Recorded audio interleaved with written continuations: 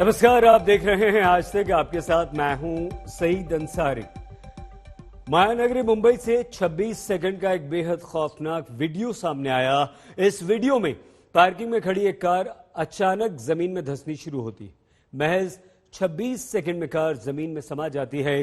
सवाल यह कि एकाएक कार जमीन के अंदर आखिर कैसे चले गई, ऐसा क्या हुआ और क्यों हुआ?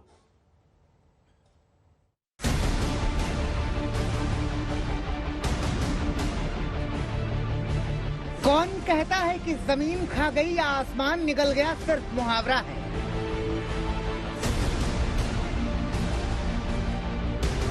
मुहावरे को सच होते देखिए। लापरवाही की पृथ्वी कार को पाताल में खींचे लिए जा रही है। किताबों में पढ़ा होगा आपने गुरुत्वाकर्षण की परिभाषा।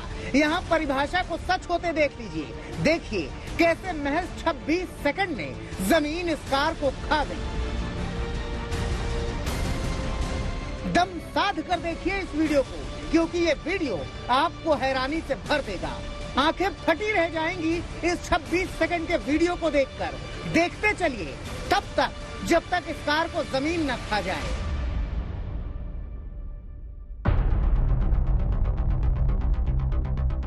सेकंड दर सेकंड कार जमीन में समा रही है। देखते ही देखते कार जमीन में समा गई।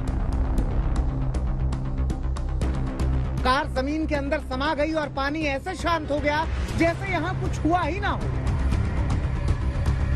तस्वीरें मुंबई के घाट कोपर पश्चिम के कामा लेन की हैं। कामा लेन में ये राम निवास सोसाइटी है। इसी सोसाइटी में कार पार्किंग है। यहीं ये नीली कार पार्क की गई थी। अचानक जमीन धंसनी शुरू हुई और कार जमीन के अंदर समाने लगी। सुबह 8:30 बजे ये घटना हुई। हमारी दूसरी कार, कंपाउंड में दूसरी कार है, उसको जो साफ करने वाला लड़का है उसने बूम मारा कि डॉक्टर साहब आपकी गाड़ी टेढ़ी हो गई है, देखिए जल्दी आइए। तो हम लोग ने हम घर के बाहर पैसेज में आके देखा तो गाड़ी टेढ़ी हो गई थी और हम फोटो लिए, तब तक हमारी नजर के सामने ही वो गाड़ी अंदर चली गई। मतलब कार के मालिक ने देखा कि उसकी कार कुएं में समा रही है, लेकिन वो कुछ कर नहीं पाए सिवाय वीडियो बनाने के। तो न्यूटन की थ्योरी से आगे बढ़ाइए और लापरवाही की पार्किंग बना लेने वालों का सच जान लीजिए। दरअसल जहां पार्किंग बना दी गई, इसके नीचे 30 से 40 फीट गहरा कुआं था। कुआं भी कोई ऐसा वैसा नहीं, करीब 150 साल पुराना कुआं। बारिश हुई तो ऊपर की परत धंसने लगी। परत धंसी तो कार कुएं में समाने लगी। वो तो शुक्र था कि कार में कोई सवार नहीं था।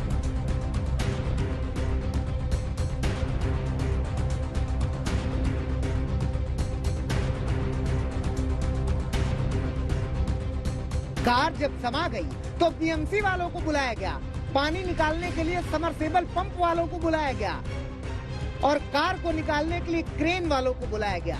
और इतने सारे लोग आ जाएं तो उन्हें देखने वाले तो बिन बुलाए ही चले आते हैं। तो सब आ गए और राम निवास सोसाइटी में लोगों का जमावड़ा लग गया। अब पानी निकाला जा रहा है। हो सकता है कार भी निकल जाएगी, लेकिन जिस तरह से कार के जमीन के अंदर समाने की ये तस्वीरें सामने आई, उसने सवाल तो खड़ा कर ही दिया है कि इतनी बड़ी लापरवाही आखिर हुई कैसे। सौरभ वक्तानिया, मुंबई, आज तक। मुंबई में सिस्टम की लापरवाही तो आपने देख ली और अब हम आपको दिखाते हैं उनकी तस्वीरें जो सिस्टम चलाते हैं। यह तस्वीर शिवसेना के एक विधायक की है जो हम आपको दिखाएंगे। शिवसेना के विधायक पर हीरोगिरी करने का ऐसा नशा सवार हुआ कि बीच सड़क पर उन्होंने एक ठेकेदार को बंधक बनाया। अपने समर्थकों से कहकर उस ठेकेदार के ऊपर कचरा फेंकवा दिया। मगर शिवसेना विधायक ने ऐसा क्यों किया, खबर देखिए।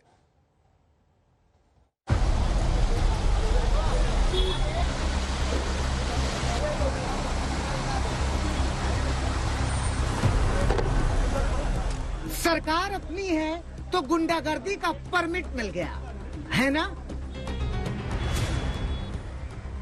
सीएम अपने हैं तो कानून को कचरा समझेंगे, है ना।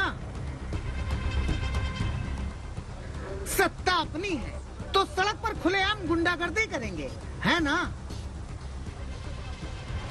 होते होंगे दुनिया में किस्म किस्म के नशे, लेकिन सबसे कर्रा नशा होता है सत्ता का। एक बार चढ़ जाए तो दिमाग को चक्कर घिन्नी कर देता है, फिर कहाँ ख्याल रहता है कि कर क्या रहे हैं। वैसा ही कुछ कर रहे हैं मुंबई में चांदीवली इलाके के शिवसेना विधायक दिलीप लांडे। तो इस पूरी तस्वीर को शुरू से देखिए, कसम से एकदम हिंदी पिक्चर जैसी फीलिंग आएगी। तो सीन ये है कि एक कचरे नुमा गली है, चारों ओर कचरे का अंबार है। चांदीवली इलाके के शिवसेना के विधायक हैं, इनको फिलहाल हीरो मानकर चलिए। विधायक के कार्यकर्ता हैं और बीच में बैठे हैं बीएमसी के ठेकेदार, अंग्रेजी में कॉन्ट्रैक्टर। अब एक्शन देखिए। विधायक जी के कार्यकर्ता ठेकेदार पर कचरा बरसा रहे हैं। आया कचरा झूम के, कई जगह से घूम घूम के, जम के बरस, जरा जम के बरस।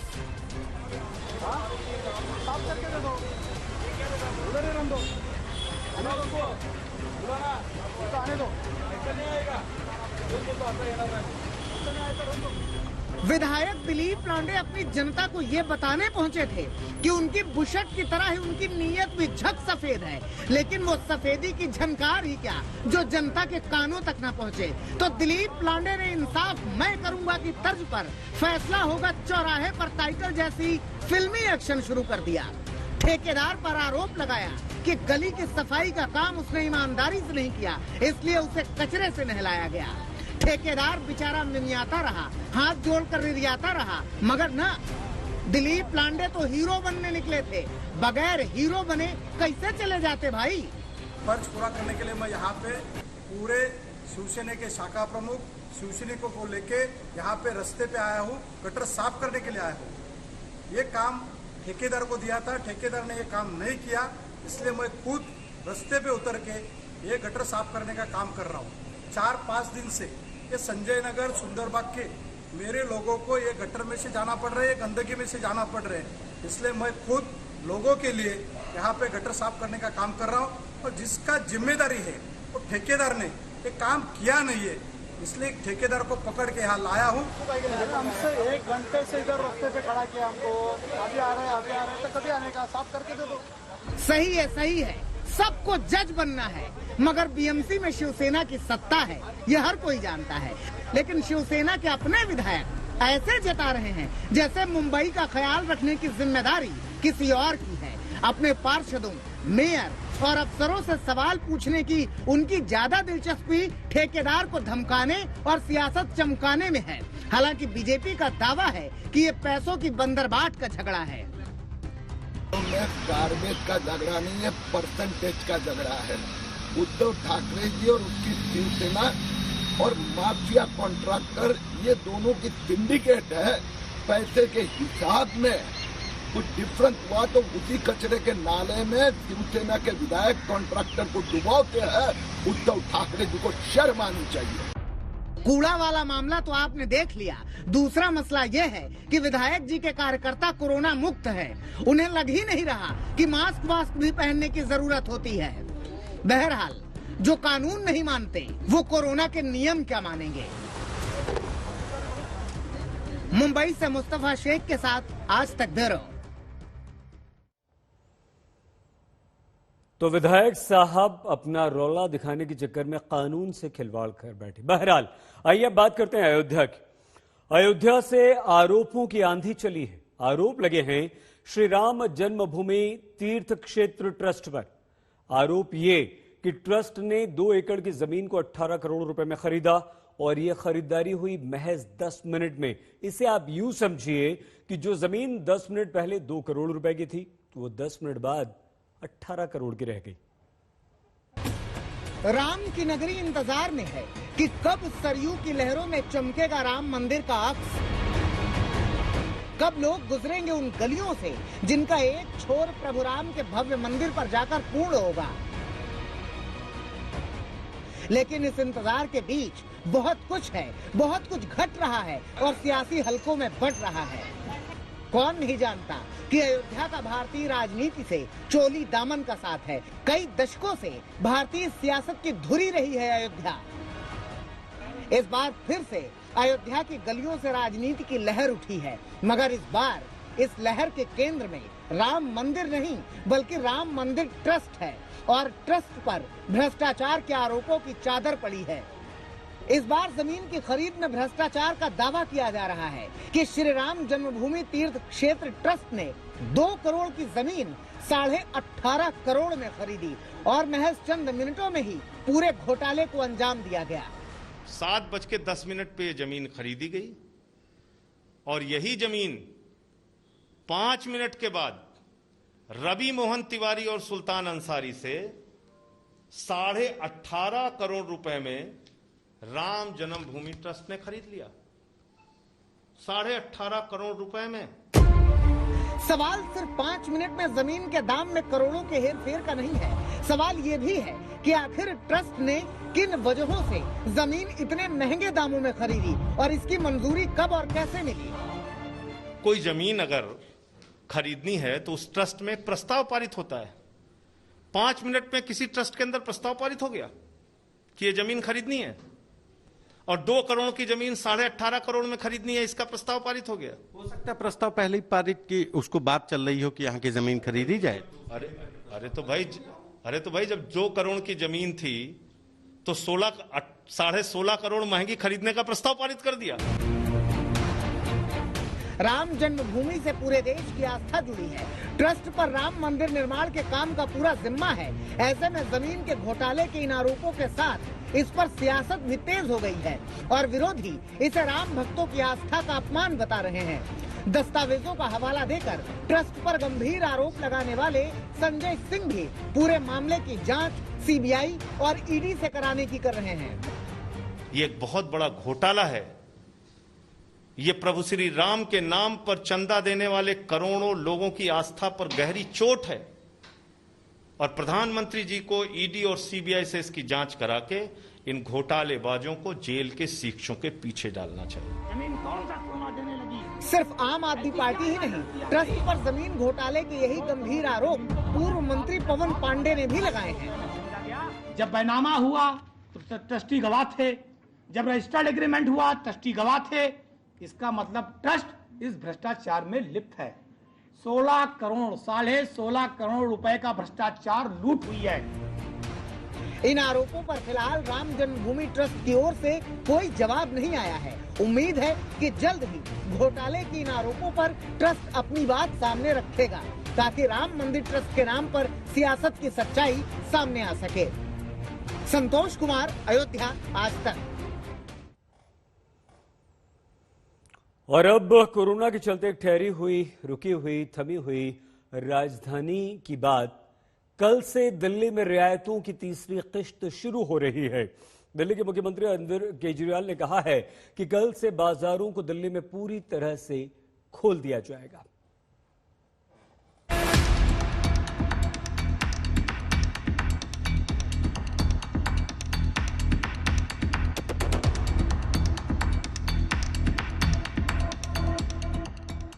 दिल्ली में रियायतों की तीसरी किश्त आ गई है। कोरोना से लड़ाई में फिलहाल दिल्ली वालों का पलड़ा भारी दिख रहा है। लिहाजा केजरीवाल सरकार ने दिल्ली की जनता को इसकी बधाई और नई सौगात दोनों का ऐलान किया है। सबसे पहले एक नजर में समझिए कि दिल्ली में सोमवार से क्या क्या खुल जाएगा। सभी मॉल, दुकानें, साप्ताहिक बाजार, रेस्टोरेंट, निजी दफ्तर, पब्लिक ट्रांसपोर्ट, धार्मिक स्थल अब खोले जा सकते हैं। और क्या अभी भी पहले की तरह बंद रहेगा, उसकी लिस्ट भी देख लीजिए।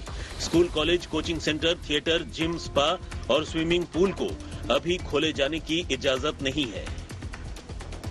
दिल्ली मेट्रो में 50% कैपेसिटी, दिल्ली की बसों में 50% capacity, public transport, auto, e rickshaw वगैरह ये भी अलाउड है, लेकिन सबकी अपनी ऑटो और ई रिक्शा में 2 पैसेंजर्स, टैक्सीज में 2 पैसेंजर्स, फटफट सेवा में 2 पैसेंजर्स, हर एक का एक वो, ताकि सोशल डिस्टेंसिंग बनी रहे, उसका एक उसकी डिटेल्स दी गई हैं। और रिलीजियस प्लेसेस खोले जा रहे हैं पर विजिटर्स अभी फिलहाल अलाउड नहीं होंगे।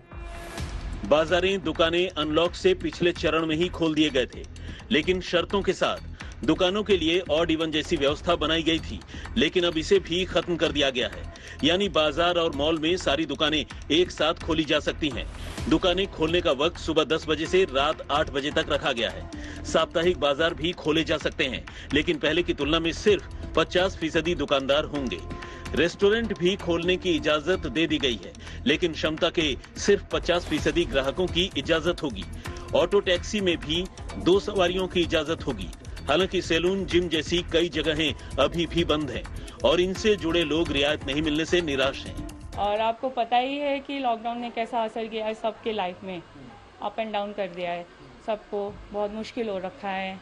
एक्चुअली हमें जल्द से जल्द ये ओपन होना चाहिए, क्योंकि हमारे स्टाफ को हमें पे करना पड़ता है, रेंट वगैरह देना पड़ता है, टैक्स पे करना पड़ता है, ये सब कुछ हमें ना बहुत मुश्किल हो रहा है देने के लिए।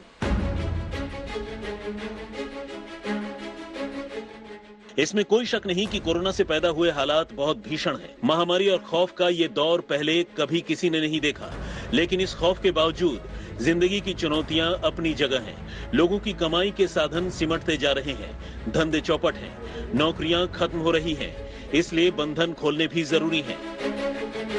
दिल्ली में अब कोरोना की स्थिति काफी नियंत्रण में आ चुकी है। कोरोना के केसेस काफी कम हो चुके हैं और इस वक्त पूरी दिल्ली की चिंता एक ही है कि किस तरह से अर्थव्यवस्था को पटरी पे लाया जाए एक तरफ, और दूसरी तरफ अगर तीसरी लहर आती है तो उसकी तैयारियां पूरे जोर शोर से चल रही है। लेकिन खतरा भी बड़ा है, लिहाजा कुछ जगहों पर अभी भी पाबंदी हटाने की कोई गुंजाइश नहीं है। मसलन धार्मिक स्थल खोले जा रहे हैं, लेकिन श्रद्धालुओं को जाने की इजाजत नहीं होगी। शादी का कार्यक्रम सार्वजनिक जगह पर नहीं हो सकता, सिर्फ घर या कोर्ट में शादी की इजाजत है। कार्यक्रम में 20 से ज्यादा लोगों की अनुमति नहीं होगी। दिल्ली में रेस्टोरेंट संचालकों के लिए राहत की खबर है। 50% क्षमता के साथ अब रेस्टोरेंट खुल सकेंगे। अब तक जो व्यवस्था रही है उसमें रेस्टोरेंट में खाना तो बन रहा था, लेकिन सिर्फ टेक अवे के लिए, यानी कि तस्वीर के जरिए हम आपको समझाते हैं। यहाँ पर आप देख रहे हैं जो डिलीवरी बॉय यहाँ पर खड़े हैं वो खाना लेकर अलग अलग जगहों पर पहुँचाते थे, लेकिन अब जो परिवार हैं वो रेस्टोरेंट में आकर खाने का लुत्फ ले सकेंगे। और रेस्टोरेंट संचालकों के लिए ये नियम जारी किया गया है कि रेस्टोरेंट में जितनी भी सीट्स हैं उसमें 50% क्षमता के साथ ही लोगों को बैठाना होगा। ये बात भी समझनी जरूरी है कि दिल्ली में दी जा रही अतिरिक्त रियायतें ट्रायल बेसिस पर हैं, यानी एक तरह का प्रयोग है। अगर इस दौरान कोरोना के मामले बढ़े तो दोबारा सख्ती बरती जा सकती है।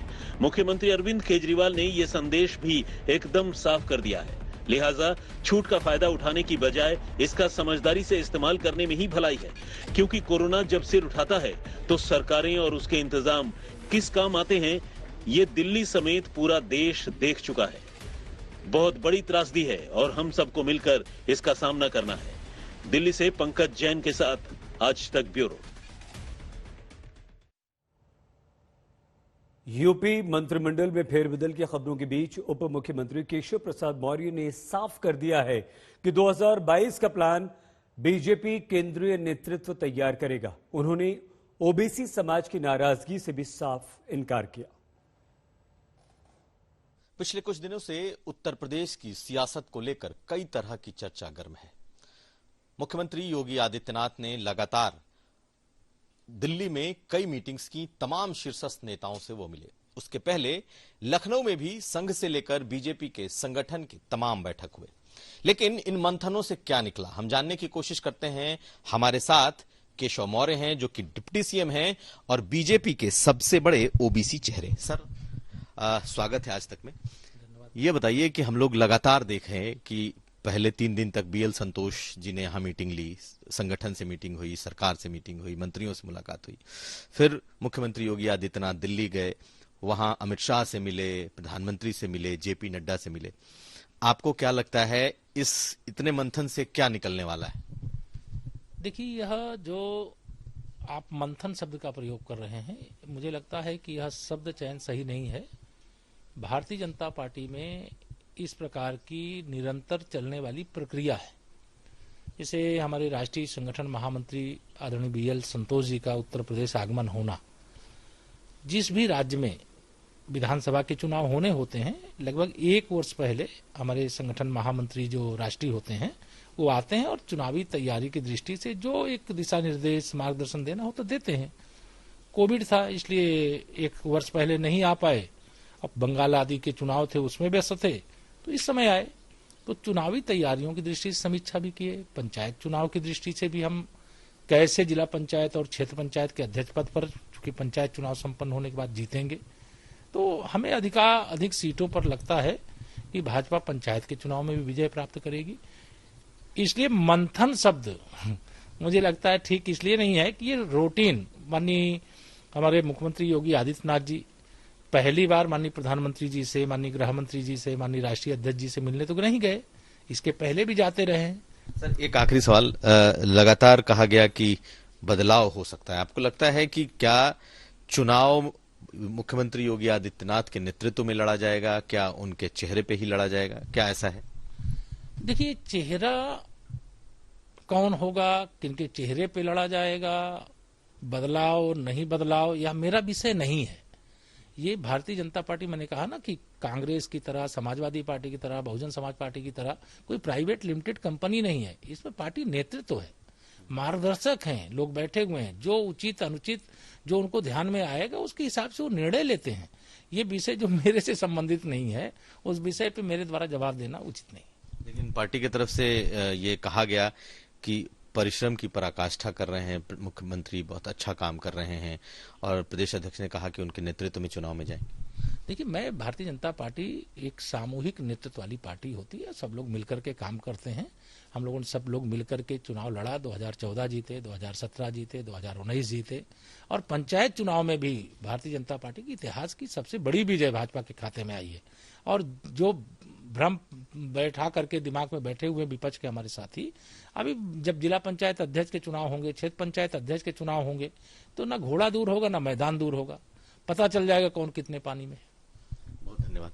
तो हमारे साथ थे केशव मौर्य, डिप्टी सीएम हैं उत्तर प्रदेश में, उत्तर प्रदेश सरकार में। साफ तौर पर बहुत सारे सवालों का सीधा जवाब नहीं दे रहे, लेकिन एक बात कह रहे हैं कि ये जो मीटिंग है इसे मंथन न कहें, ये बीजेपी की रूटीन बैठक है। किसके नेतृत्व में चुनाव होगा, कौन चेहरा होगा, ये सब केंद्रीय नेतृत्व तय करेगा। नीरज कुमार के साथ कुमार अभिषेक, लखनऊ, आज तक। वैक्सीनेशन बढ़ने के साथ ही अफवाहों का वायरस भी बहुत तेजी से फैल रहा है, लेकिन वैक्सीन को लेकर अफवाहों के बीच कुछ ऐसी तस्वीरें सामने आई जिसने हर किसी को हैरान कर दिया। इन तस्वीरों के दम पर वैक्सीन लगवाने के बाद शरीर में चुंबक जैसी शक्ति का दावा किया जा रहा है। डॉक्टर इसे मानने को बिल्कुल तैयार नहीं, लेकिन दावा करने वाले अपनी बात पर अड़े हैं। ऐसे में ये जानना बहुत जरूरी है कि आखिर कोरोना वैक्सीन का ये कैसा चुंबक चक्र है। मेरा थाली प्याला सब चिप गया, चमची चाबी मोबाइल सब चिप गया, सिक्का भी चिप गया मेरा। वैक्सीन लगने के कुछ दिन बाद से ही मेरे लोहे के सिक्के और पेन ड्राइव चिपकना शुरू हो गए हैं। डॉलर लिए 10-15 एक एक चिपकते गया, चिपकने लगा। माथे पे, बाजू में, पेट पे, सभी जगह चम्मच है, थाली है, प्याली है, ये सब चिपक रही थी। मोबाइल वगैरह सब चिपक रहे हैं। हो सकता है वैक्सीन लगाने के बाद ही ऐसा हो, पहले कभी हमने ट्राई नहीं की। क्या कोरोना वैक्सीन लगवाने से शरीर में चुंबक जैसी शक्ति आ जाती है? क्या कोरोना वैक्सीन लगवाने से शरीर से लोहे के सामान चिपकने लगते हैं? क्या कोरोना वैक्सीन में वाकई ऐसा कुछ है जिसे लेकर देश के कुछ शहरों से चौंकाने वाले दावे किए जा रहे हैं? पीर मोबाइल सब चिप गया। ये एक अजीब सा है, डॉक्टर भी इसको समझ नहीं पा रहे हैं। इन दावों की पूरी तफ्तीश से पहले सिलसिलेवार ढंग से आप एक बार फिर उन तस्वीरों को देख लीजिए जिनके सामने आने के बाद लोग हैरान हैं। हैरानी की बात यह है क्योंकि शरीर से खाली चम्मच चिपक रहे हैं, शरीर से सिक्के और लोहे का सामान चिपक रहा है, और तो और मोबाइल और पेन ड्राइव जैसे उपकरण भी शरीर से चिपक रहे हैं। देश के 4-5 शहरों से वैक्सीन लगवाने के बाद इसी तरह की अजब गजब शक्ति के दावे किए जा रहे हैं। दावे अजीबोगरीब हैं, लेकिन इन तस्वीरों को देखकर कोई भी एक बारगी इन दावों को झुठला नहीं सकता। चमचीर, चाबीर, मोबाइल सब चिप गया, सिक्का भी चिप गया मेरा। चम्मच है, थाली है, प्याली है, ये सब चिपक रही थी।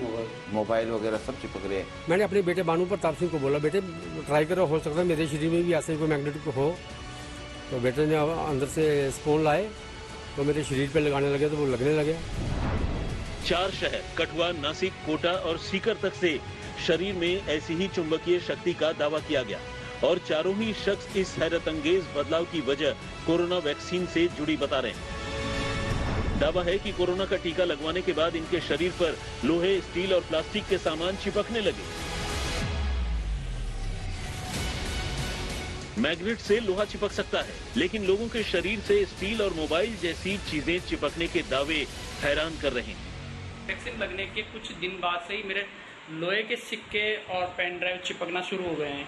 1 फीट लंबा ऐसा पत्थर का टुकड़ा लिया, 2 इंच चौड़ा, तो उसको लगा के देखा, जहाँ इंजेक्शन लिया वहाँ तो वो चिपकने लगा। यही वजह है कि इन दावों का सच जानने के लिए आज तक उन लोगों तक पहुंचा जिनके शरीर से लोहे के सामान चुंबक की तरह चिपक रहे हैं। मौली नया फिटका लेकर आते हो रोज रोज। मौली मैं भी चेप कर देखूं दिखा चिपक गए, तो मेरा थाली, प्याला सब चिप गया। चमचीर, चाबीर, मोबाइल सब चिप गया, सिक्का भी चिप। सीकर के राजकुमार सोनी ने 16 मई को कोरोना वैक्सीन की पहली डोज लगवाई थी। तब से अब तक उन्हें कोई साइड इफेक्ट नहीं हुआ। एक वायरल वीडियो देखने के बाद जब उन्होंने खुद पर इसकी आजमाइश की तो शरीर से लोहे के बने सामान चिपकता देखकर हैरान रह गए। राजकुमार के शरीर से बर्तन चिपक गए और तो और मोबाइल भी उनके शरीर से चिपक गया।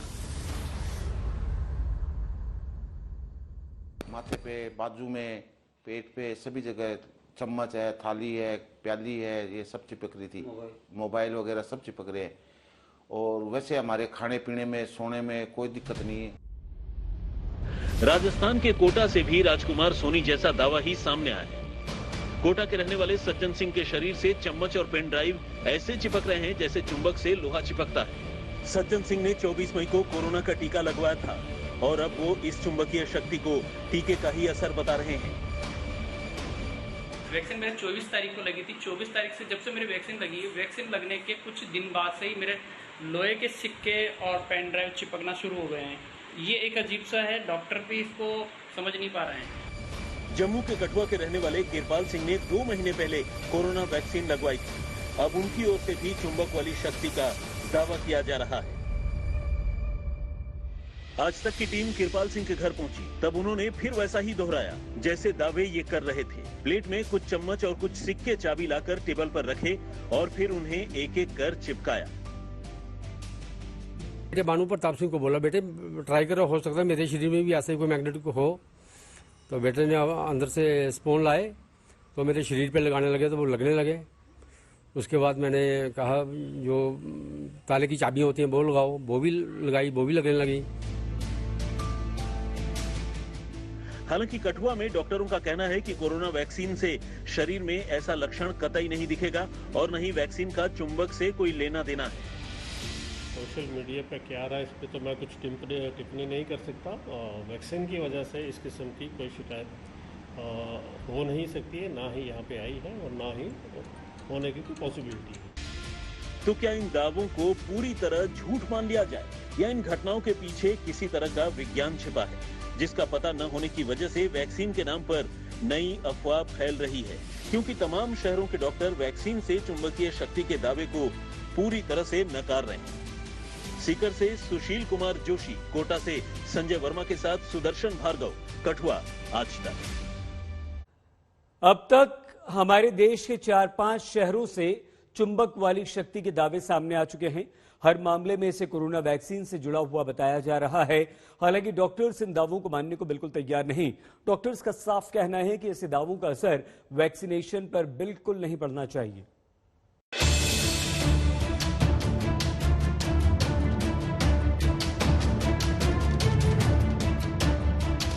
शरीर में चुंबकीय शक्ति के दावे वाले वीडियो वायरल हुए। लोगों को हैरानी हुई और इस चर्चा के बीच ही कुछ और लोग भी ऐसे दावों के साथ सामने आ गए। महाराष्ट्र के नासिक से अरविंद सोनार भी ऐसा ही दावा करने वालों में से एक हैं। इनके शरीर पर भी बर्तन चुंबक से लोहे की तरह चिपक रहे हैं। सिक्के भी आसानी से इनके शरीर से चिपक जा रहे हैं। अरविंद सोनार भी कोरोना वैक्सीन की दोनों डोज लगवा चुके हैं और अब इस अजब शक्ति को लेकर उनका दावा भी और लोगों के जैसा ही है। डॉलर लिए 10-15 एक चिपकते गया, चिपकने लगा। उसके बाद में जो चम्मच चिपकाने लगा, चम्मच भी चिपक गए। फिर वो कुलछा रहता है अपना भात वाला, तो वो लिया उसने, वो अपने बदन को लगाया, वो भी चिपक गया।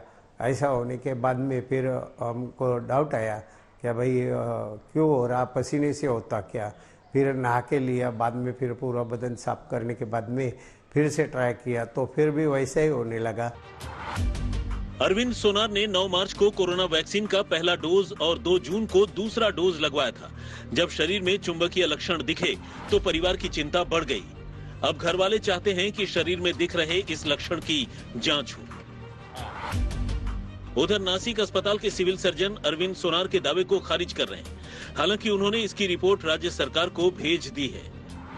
आपके माध्यम से मैंने वो वीडियो अभी देखा है, लेकिन उनका जो दावा है कि लसीकरण होने से ऐसा हुआ है, ये अभी इस वक्त उसको पुष्टि नहीं दे सकता हूँ। ये संशोधन करना पड़ेगा। हर किसी के लिए ये खबर अजूबा है।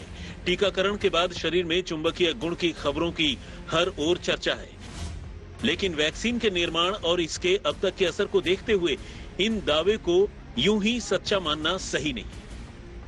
वैक्सीन बनने से पहले लंबी रिसर्च हुई है।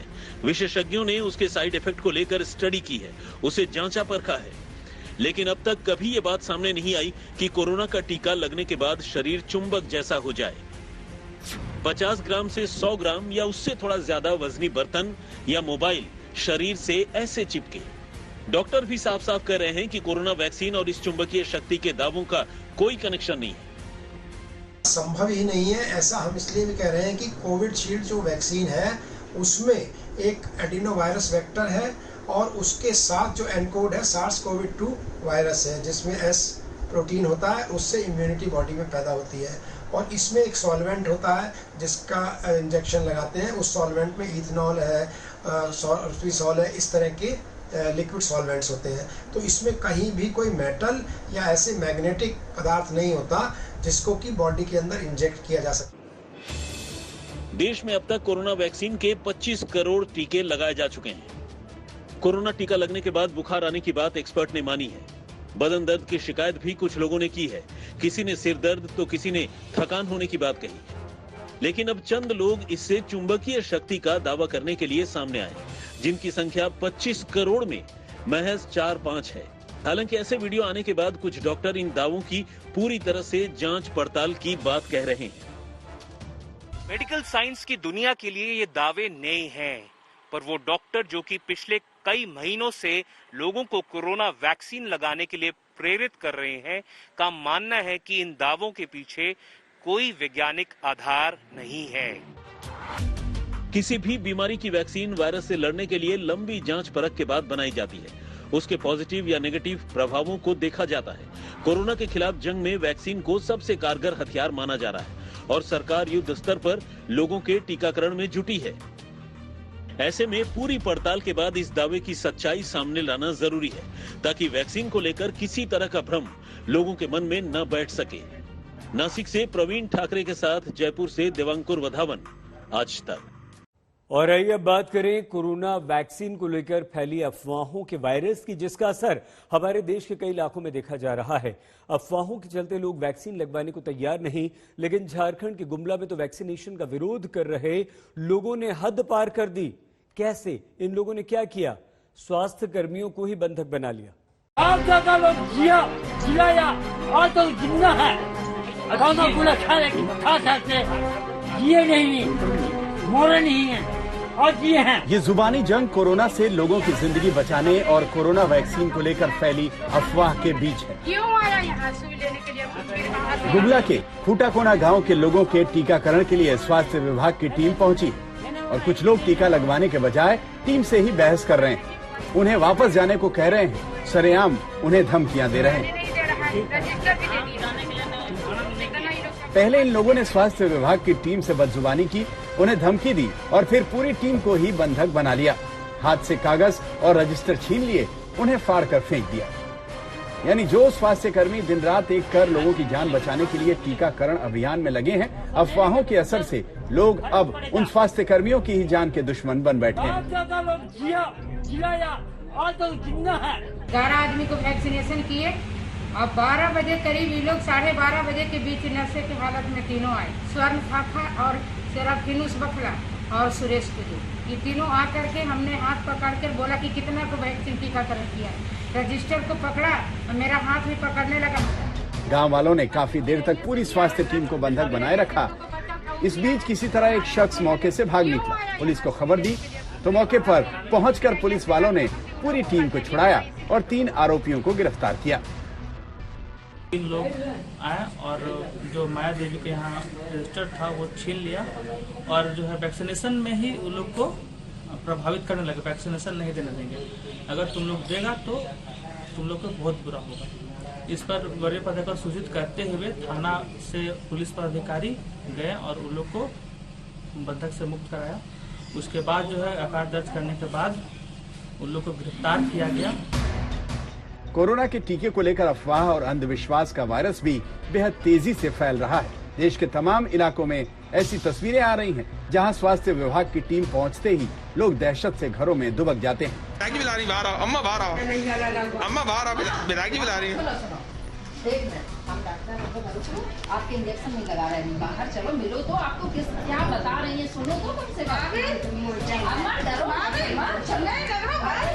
और जो लोग घरों से बाहर निकलते हैं वो स्वास्थ्य कर्मियों की कोई भी दलील सुनने को तैयार नहीं। हालांकि सरकारें इसी कोशिश में लगी हैं कि कोरोना वैक्सीन को लेकर फैल रहे डर को जल्द दूर किया जाए, ताकि महामारी के खिलाफ जंग में अफवाहें रोड़ान ना बने। आज तक ब्यूरो। राजस्थान कांग्रेस में चल रहा घमासान जस का तस है।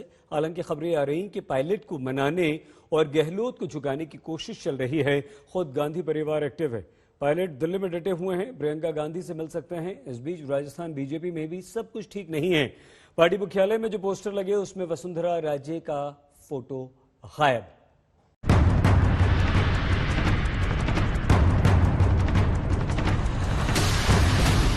सचिन पायलट 2 दिनों से राजस्थान छोड़कर दिल्ली में डटे हैं। शायद सोच कर आए हैं कि अब की बार इस पार या उस पार।